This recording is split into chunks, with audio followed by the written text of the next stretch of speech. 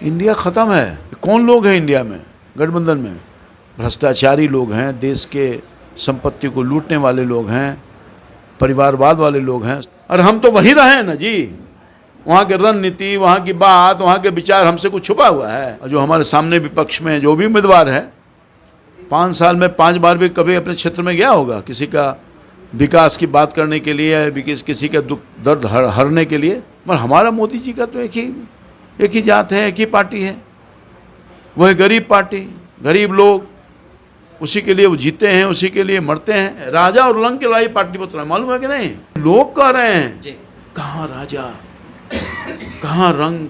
Bell पर भी कुछ लोग हैं। अब वो जो लोग बेल पर है वो बोलता है कि हम प्रधानमंत्री को जेल भेज देंगे। जो संत है, जिसने अपनी पूरी जिंदगी कुर्बानी दे दी 140 करोड़ जनता के लिए, उसको जेल भेजोगे? नमस्कार, मैं साकेत कुमार, आप नवभारत टाइम्स देख रहे हैं। पाटलिपुत्र क्षेत्र से एक बार फिर से रामकृपाल यादव बीजेपी की तरफ से और राजद की तरफ से मीसा भारती आमने सामने। अभी ये देखने वाली बात है कि इंडिया और एनडीए में जीत किसकी होती है। लेकिन हमारे साथ बातचीत करने के लिए रामकृपाल यादव है। रामकृपाल जी, सबसे पहले स्वागत है। बहुत धन्यवाद। कैसे देख रहे हैं इस बार के चुनाव को? एक बार फिर से मीसा भारती आपके सामने है, कैसा फाइट होगा इस बार?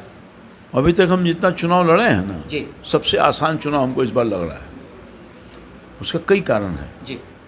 कारण ये है कि भारत के यशस्वी प्रधानमंत्री जी का जो पिछले 10 साल में काम हुआ है, छोटा काम बड़ा काम, जी, हमारे क्षेत्र में या पूरे बिहार में अभूतपूर्व है। और नीतीश कुमार जी का भी जो काम हुआ है जी, वो भी काबिल तारीफ है। संयुक्त रूप से डबल इंजन की सरकार ने बहुत काम किया है। कहिएगा तो मैं गिना दूंगा, नहीं तो कहिएगा जो मैं कहूँगा जाके देख लीजिए उसको। जी। एलिवेटेड रोड, 4 लेन, 6 लेन, गंगा पर बड़े पुल का निर्माण, दियारा में पुल का निर्माण, घर घर में बिजली बत्ती। ये जो दियारा के इलाके में अंधकार था 60 वर्ष में, जी, आयुष्मान कार्ड के माध्यम से 5 लाख रुपए की राशि, आवास योजना के माध्यम से गरीबों के लिए मकान, गैस का कनेक्शन, हर घर से नल से जल, जी, नली गली रोड, रोजी रोजगार, शांति, अमन, चैन, भाईचारा। कुल मिलाकर के कोई ऐसा इलाका नहीं है जो विकास से छूता है। बड़ा 2 हॉस्पिटल का निर्माण मैंने करवाया। एक फुलवारी में 100 बेडेड हॉस्पिटल, 350 बेडेड बिहटा में। ESI के माध्यम से फ्री में सेवा भी सबको मिल रहा है। रामकृपाल जी, आपने एक तरफ जहां तमाम कामों की सूची जारी कर दी है, लेकिन वहीं तेजस्वी यादव का कहना है, आपने पीएम मोदी का नाम लिया, सीएम नीतीश कुमार का नाम लिया, लेकिन उनका कहना है कि 10 साल में पीएम मोदी के पास कोई भी उपलब्धि नहीं है, इसीलिए मंदिर मस्जिद कब्रिस्तान शमशान की सिर्फ बात करते हैं। ये जो विपक्ष में लोग हैं ना, जी, जिस तरह से 2 चरणों का चुनाव हुआ है बिहार सहित पूरे देश में,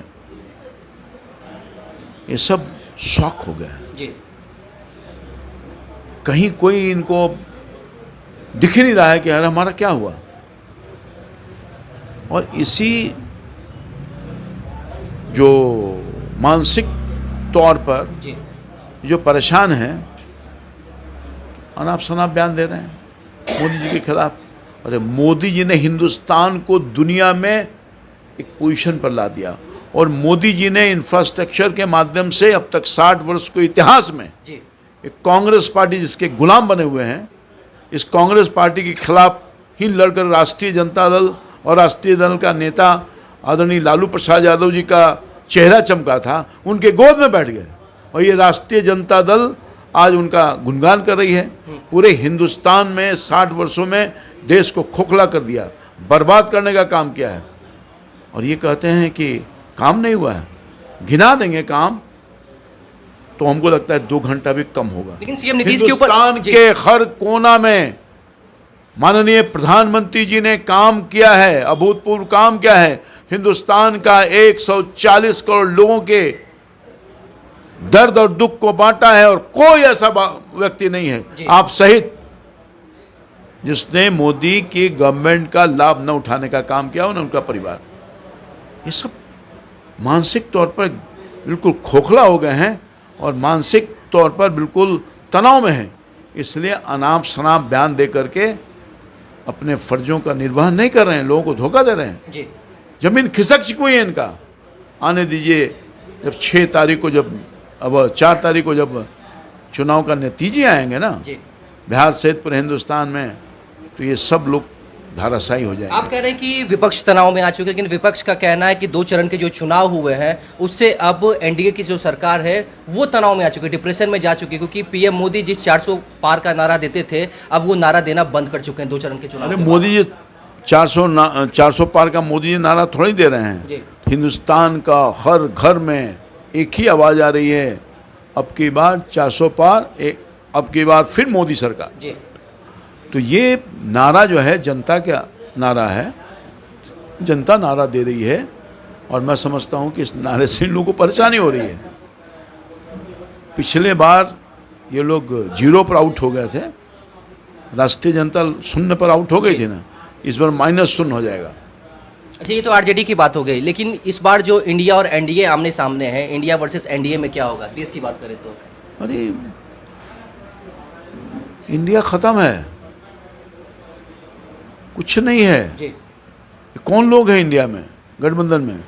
भ्रष्टाचारी लोग हैं, देश के संपत्ति को लूटने वाले लोग हैं, परिवारवाद वाले लोग हैं, तुष्टिकरण वाले लोग हैं, देश को बेचने और बर्बाद करने वाले लोग हैं। इनको कौन तरजीह दे रहा है? ये जो महागठबंधन के लोग हैं या जो इंडिया गठबंधन अपने आप को कह रहे हैं, कहाँ है? ममता बनर्जी सीपीएम को गाली दे रही है, ममता बनर्जी कांग्रेस को गाली दे रही हैं। कहाँ इनका अलायंस है? सारा का सारा अलायंस ख़त्म हो गया है। जो इसकी बुनियाद डाली थी आदरणीय नीतीश कुमार जी, वही हट गए। बुनियाद डालने वाला ही हट गया, तो कहाँ मकान बनेगा? कहाँ सपनों का महल बनाने चले हैं? ये वो सब धराशायी हो चुका है।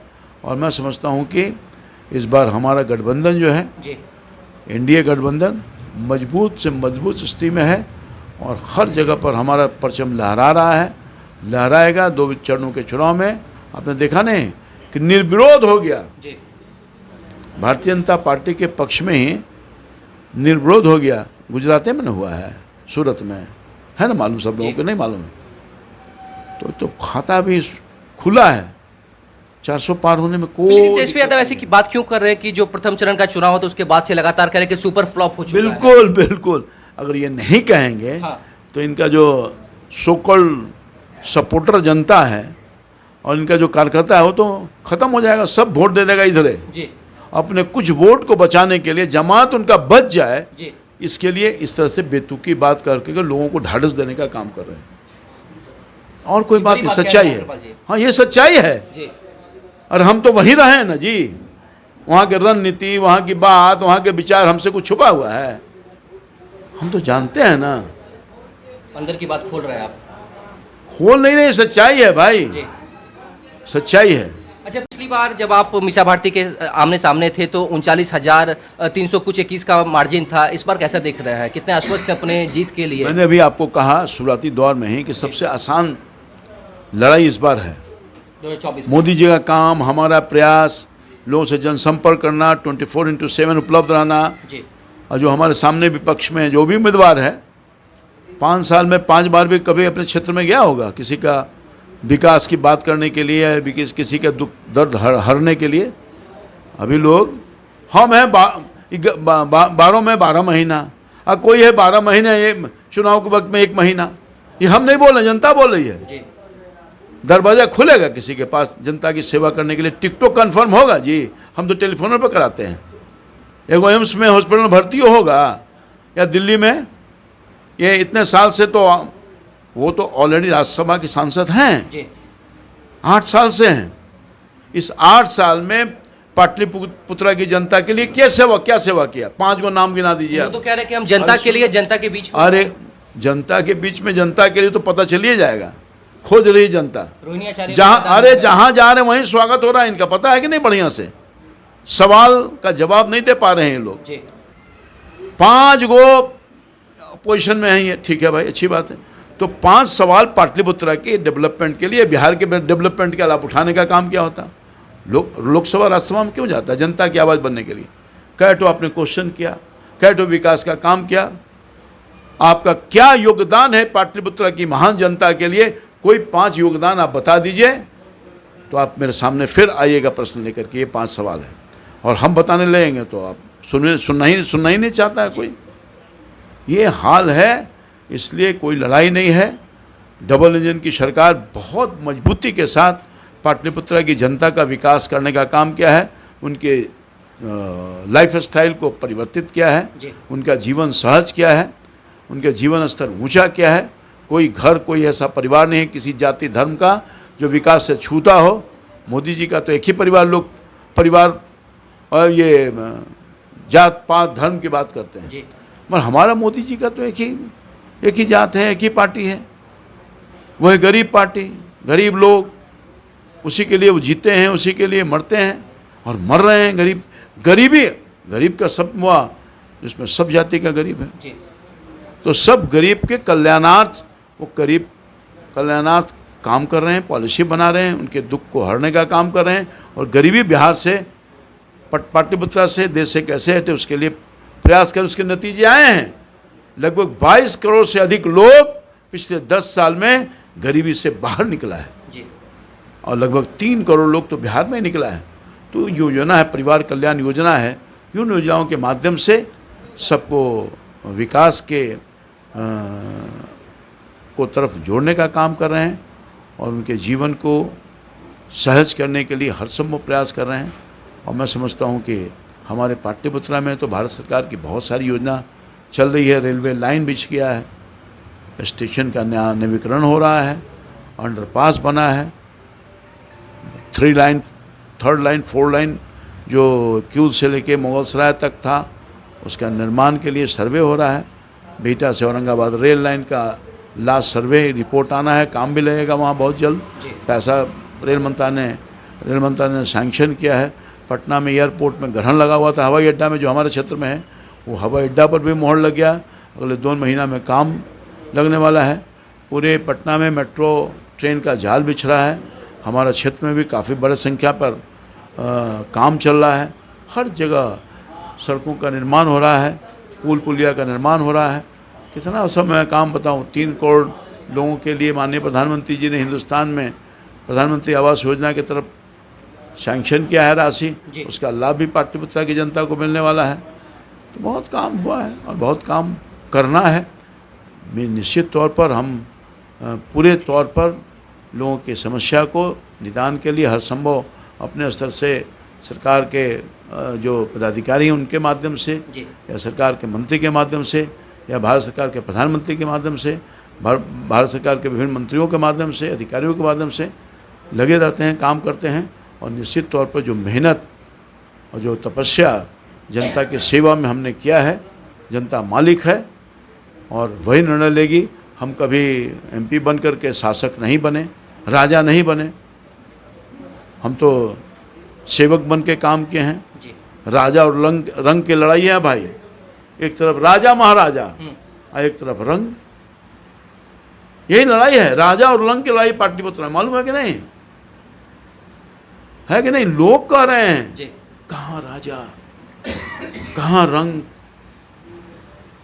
हम कोई 40 साल के सार्वजनिक जीवन में पद पर रह करके धन तो नहीं कमाया है, नहीं कमाया। हमारे पास कहीं आप जांच कर लीजिए, करवा लीजिए, कहीं बड़ा महल नहीं होगा, बड़ी कोठी का मालिक नहीं हूँ।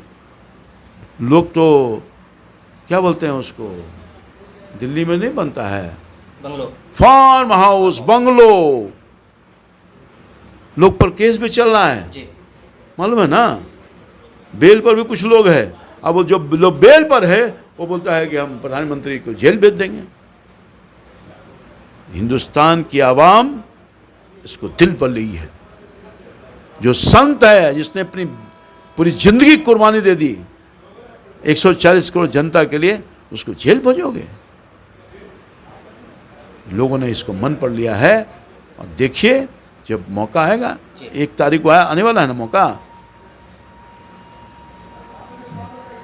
बैलेट पेपर जो होता है ना, EVM मशीन, उस पर दबा दबा करके एक बदला लेगा, बता देते हैं आपको। बहुत बहुत धन्यवाद। देखिए, हमारे साथ बातचीत करने के लिए रामकृपाल यादव से इन्होंने साफ कह दिया कि पाटलिपुत्र की जो लड़ाई है वो राजा और रंग की लड़ाई है। साथ ही प्रधानमंत्री द्वारा जितने काम किए गए हैं उनके बारे में भी इन्होंने बताया, और इसके साथ ही मीसा भारती से ये सवाल पूछ रहे हैं कि कोई 5 काम बता दें उन्होंने क्षेत्र की जनता के लिए क्या काम किया है। अब ये देखने वाली बात होगी कि आने वाले समय में जनता किसके साथ होती है। फिलहाल इस खबर में इतना ही। नोभा टाइम्स के साथ बने रहिए। पटना से साकेत कुमार।